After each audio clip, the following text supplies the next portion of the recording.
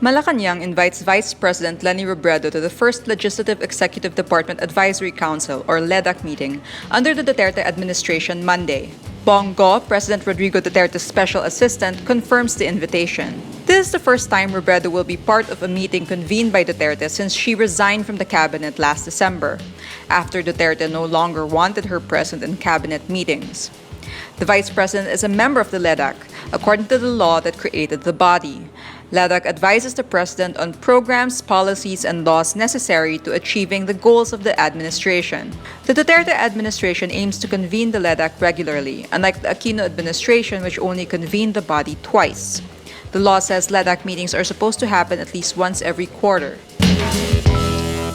Macalintal, Vice President Leni Robredo's lawyer, calls former Senator Bongbong Marcos's claim that electoral fraud could be proven based on SD cards a publicity stunt.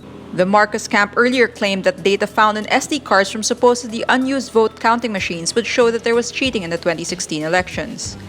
But Macalintal says Marcos's motion before the Supreme Court, sitting as a presidential electoral tribunal, proves the fuss over the SD cards is just a stunt.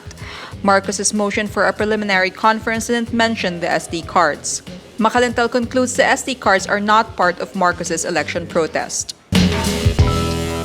Philippine National Police Chief Ronald Dela Rosa on Monday stops the Duterte administration's war on drugs while the organization focuses on internal cleansing.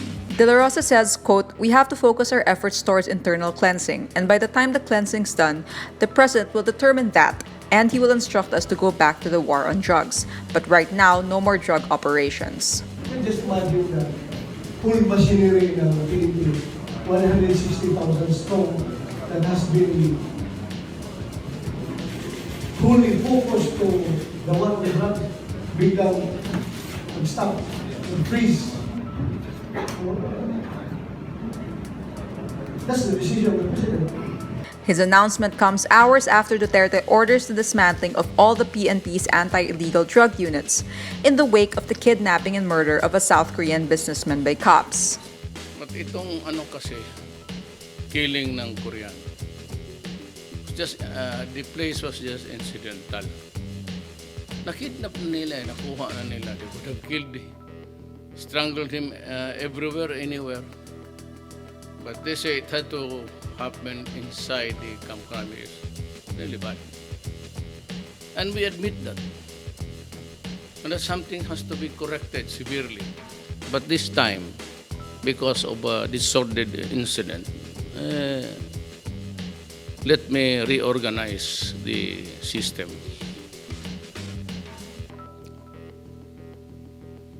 Kaya ang kalaban natin dito yung mga police na kriminal. At least 6 people are killed and 8 others wounded after gunmen opened fire at a mosque in Quebec City, Canada, Sunday. Canadian police say 2 suspects are arrested after the attack. Police are also considering the possibility of a 3rd suspect who fled the scene.